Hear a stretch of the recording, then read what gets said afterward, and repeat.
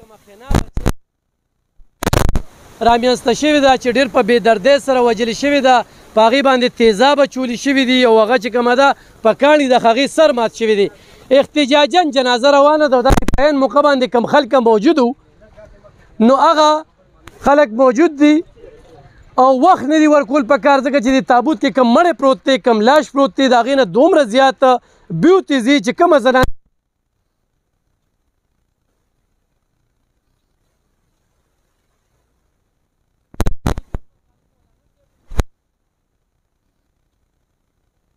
ټول وي.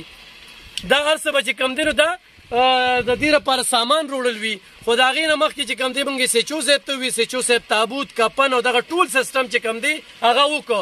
غفلت چا وکړو؟ ډاکټرانو وکړو. هسپتال نه چې کوم دی په کوم انداز کې دا ماشومه موږ ته لکه د مردارې رولېږلې شوله، په سر کې هغه ګن ترک هر څه پراته وو.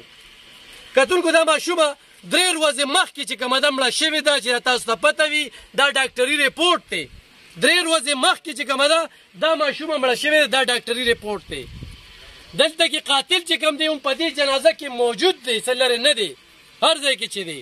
د دې ځای د خلکو دا کوشش به وي چې دوی به د پولیس سره کومک کوي، د پولیس سره به مرسته کوي، پولیس سره رډار نه دی لګېدلی، ورسره ایس ایچ او تنګي ډي اس پي تنګي سرکل هغوی چې دا زموږ دپاره چیلنج کیس دی، خو ډېر زر ده چې موږ دغه قاتل ته ورسو.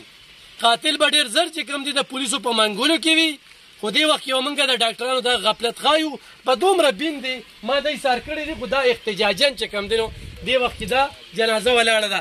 دویم طرف ته چې کوم دی د دې ماشومې پلار وایي چې موږ له څوک دمکي راکوي. 2 پیګر دي، دواړه هغه چې کوم ورکړه چې هغه پلار یې وایي چې موږ له څوک دمکي راکوي. دې علاقه کې چې کوم دی نو مخروران اوسېدل. دویمه خبره دغه چې یو خوا و چې سبا روکه شوې ده، بل خوا ډاکټري ریپورټ وایي چې دا 3 ورځې مخکې مړه ده. دې ځای کې کنفیوژن پیدا شو، نو خبره چې کومه ده واضحه شوه.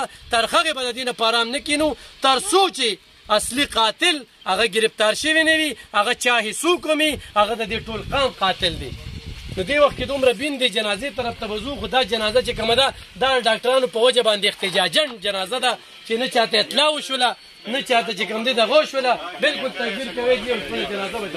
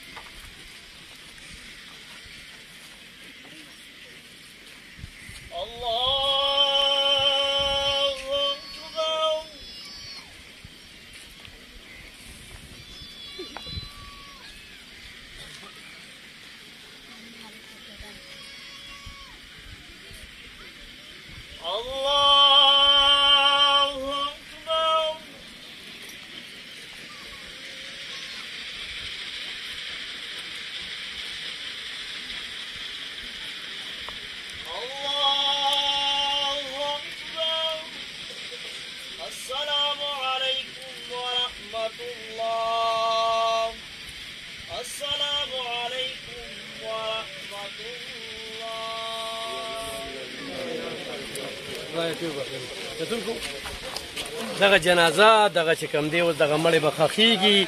دا خلک دومره انتخابي غریبانان چې په دغه میدان باندې ژوند کوي. زه لږ تاسو ته ښیم چې دا کومه واقعه راغلې ده، نو دا دومره بین دی، دومره بینه چې د دې بین نه دا پته لګي. په کلو میدان باندې دغه ګوره دا د کور زنانه چې کوم دی، کلو میدان چاردیواري نشته دی.